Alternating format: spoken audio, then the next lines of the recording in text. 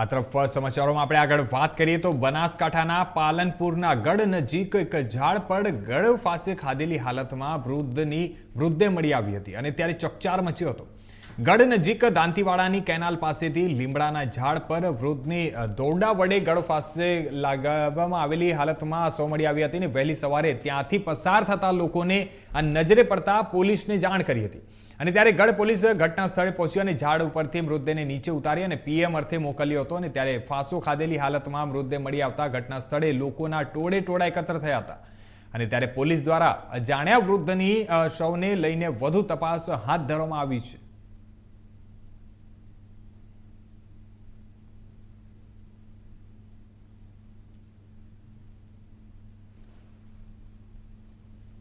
હાલ જે સમાચારો સામે આવી રહ્યા છે એમાં આપણે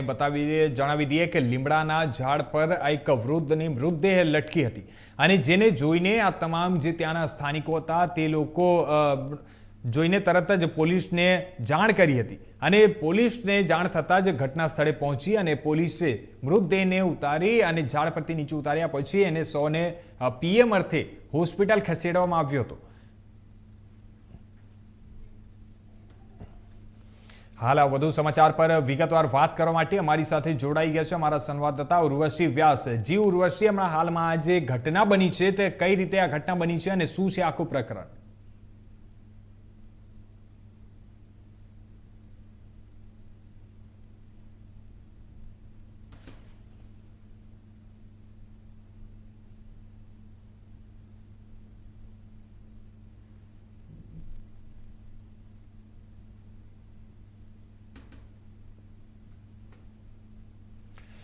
હાલ ઉર્વશી, આ જે ઘટના બની છે તે આ ઘટના કયા પ્રકારે બની છે અને આખી શું છે માહિતી?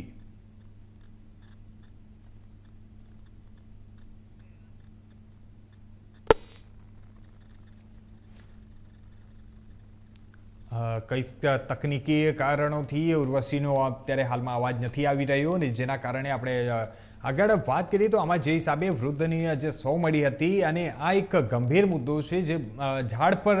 લટકેલા હાલતમાં ગળે ફાંસો ખાધેલી હાલતમાં આ મૃતદેહ મળી આવી હતી અને ત્યારે આપણે વાત કરીએ તો પોલીસ ઘટના સ્થળે પહોંચી અને આ લીમડાના ઝાડ પર જ્યારે આ મૃતદેહ લટકી રહી હતી અને જે સ્થાનિકો સવારે જઈ રહ્યા હતા તે દરમિયાન એમનું નજરે પડતા પોલીસને ઘટનાની જાણ કરવામાં આવી હતી અને આ હાલ વધુ સમાચાર પર વિગતવાર વાત કરવા માટે અમારી સાથે ઉર્વશી જોડાયા છે. જી ઉર્વશી, આ ઘટના જે છે તે કયા હિસાબે બની છે અને આખી શું છે સમગ્ર માહિતી? ચોક્કસથી જણાવું કે બનાસકાંઠાના પાલનપુર તાલુકાની ચકચારી ઘટના ઘટી છે, જેમાં ગઢ નજીક ઝાડ પર ગળે ફાંસો ખાધેલી હાલતમાં લટકતી વૃદ્ધની લાશ મળી આવી હતી. જે દાંતીવાડાના કેનાલ પાસેથી લીમડાના ઝાડ પર વૃદ્ધની દોરડા વડે ગળો ફાંસો ખાધેલી હાલતમાં લાશ મળી આવી હતી, જેમાં વહેલી સવારે ત્યાંથી પસાર થતા લોકોને નજરે પડતા તાત્કાલિક પોલીસને જાણ કરવામાં આવી હતી. ગઢ પોલીસે ઘટના સ્થળે પહોંચી ઝાડ પરથી લાશને નીચે ઉતારી પીએમ અર્થે મોકલી આપી છે. આ ઘટનાને પગલે લોકોનો ટોળે એકત્ર થઈ ગયા હતા અને પોલીસ દ્વારા અજાણ્યા વૃદ્ધની લાશને લઈ વધુ તપાસ હાથ ધરી છે. જી ધન્યવાદ ઉર્વશી, અમારી સાથે જોડવા માટે અને તમામ જાણકારી અમને આપવા માટે.